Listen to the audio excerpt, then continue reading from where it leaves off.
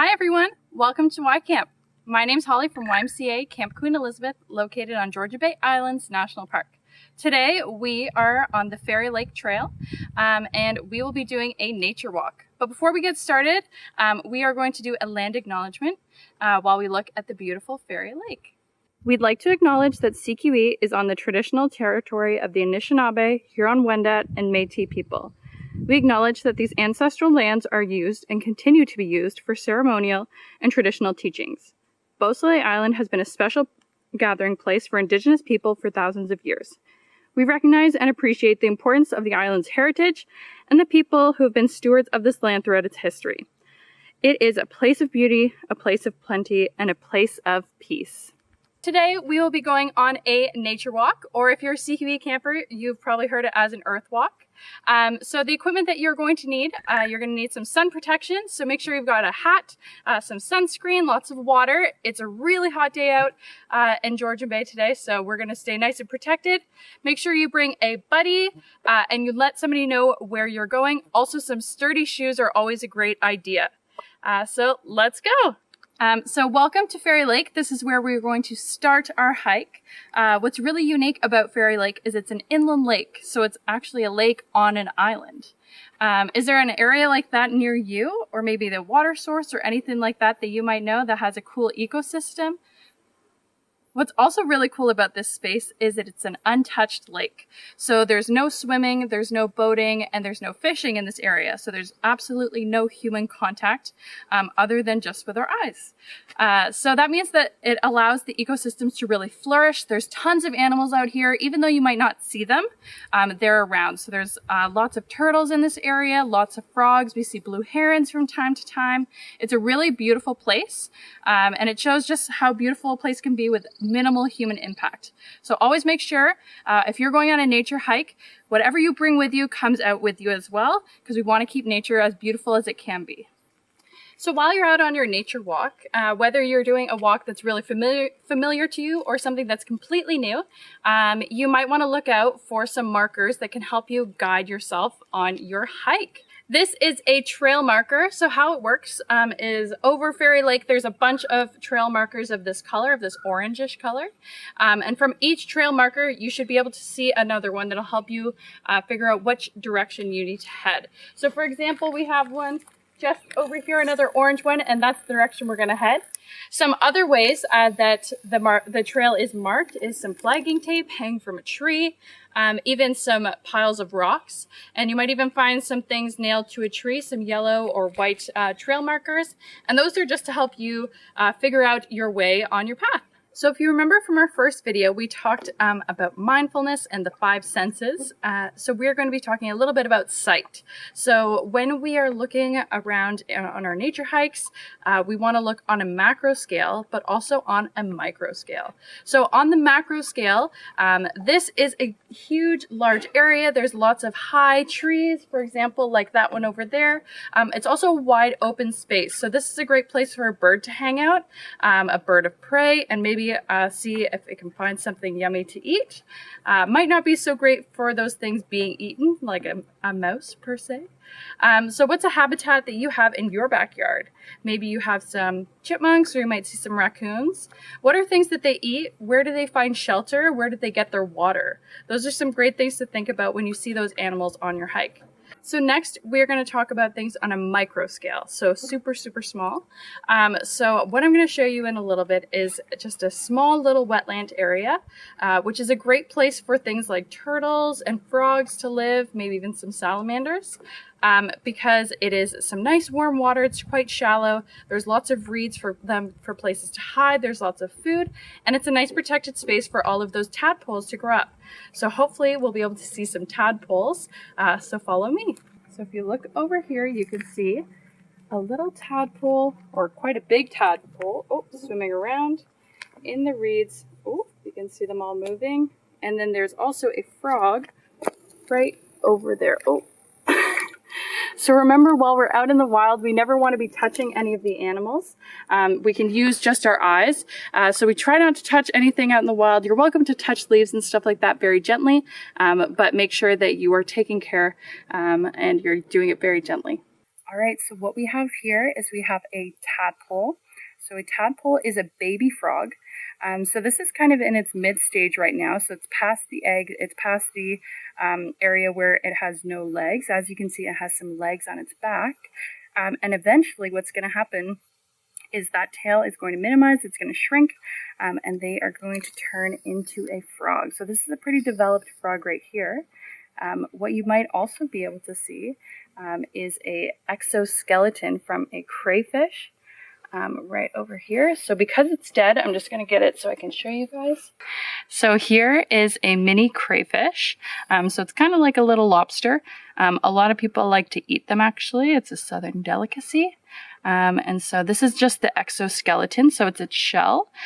Its insides were all over here. Oops, its arm just came off. And so this is actually made out of chitin. And what chitin is, it's a natural property that occurs in nature. And it's made, you can also find it in seashells, but predominantly in crustaceans like this. And it's a nice hard shell that protects their insides that are quite soft and juicy. So I'm just going to put this back.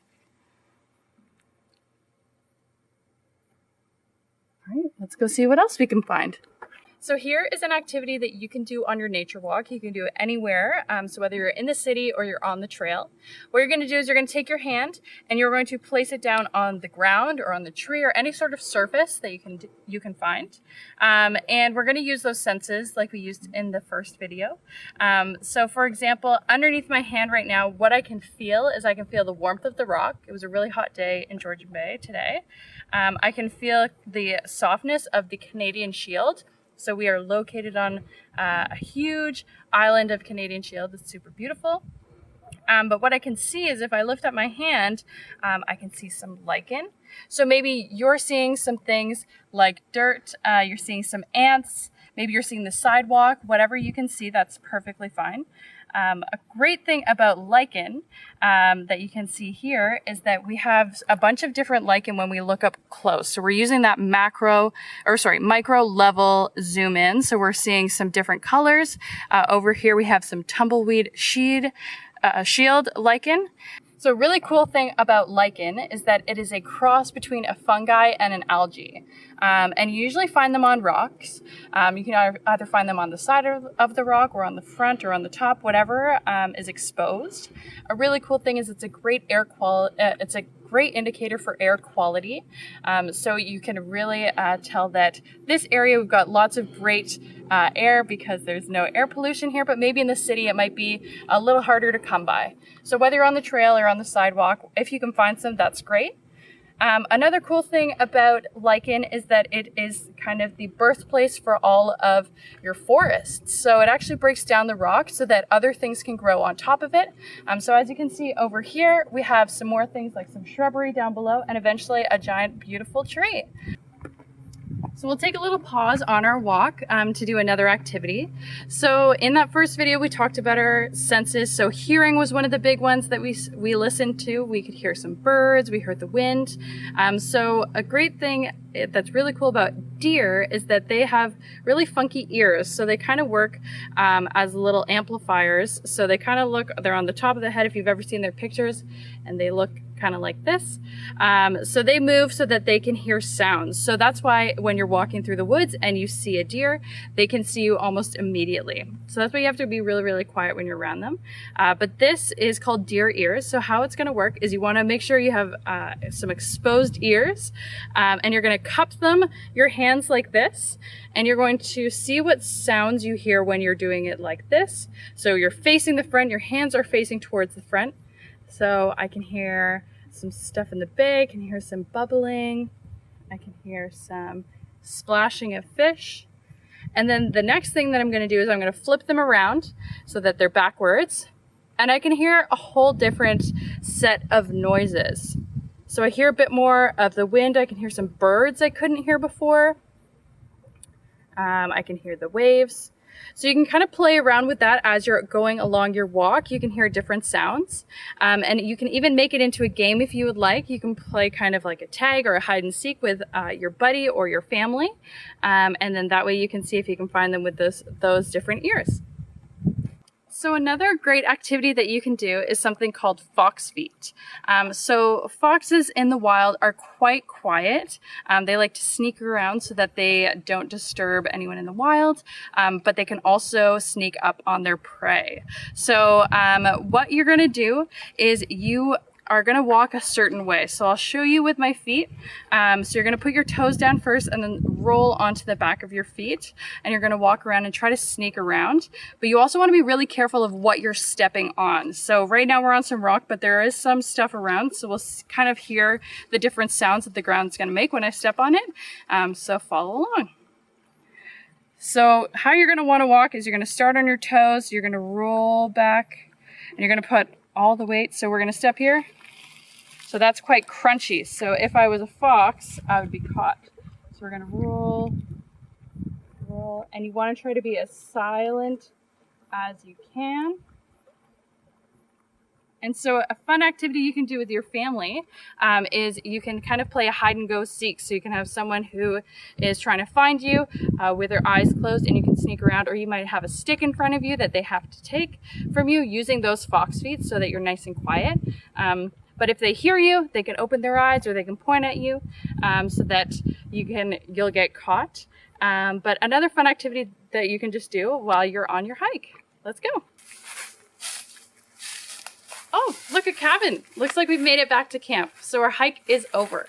So remember, on our hike, we learned a few things. So we tied in those senses. So we looked at things on a macro scale, but also a micro scale. We did some activities. So we did that hand activity. We did the deer ears, the fox feet, so that we can kind of see how animals interact in the wild. We talked about some fun facts. We talked about some tadpoles and some cool animals that we saw along the way. So what are some of the animals that you saw on your nature hike today? We also talked about different habitats. So we saw Fairy Lake. We also saw kind of the wetlands. We saw some big trees, which are great areas for birds of prey. So what are some of the habitats that you might have in your backyard, on your nature hike, or even just down your street? The closer you look, the more things you'll see, and the more you use your senses, the more you'll be able to really embrace all of the things around you. Thank you so much for joining us for our final video at CQE about getting outside and using our mindfulness while we're out here in our senses. So if you really liked this video, please make sure you subscribe to YCamp. And if you would like to follow along and work towards getting your certificate, please go to ymcahome.ca/YCamp. And otherwise, please enjoy the other videos that we have around, and we will see you later. Bye, campers.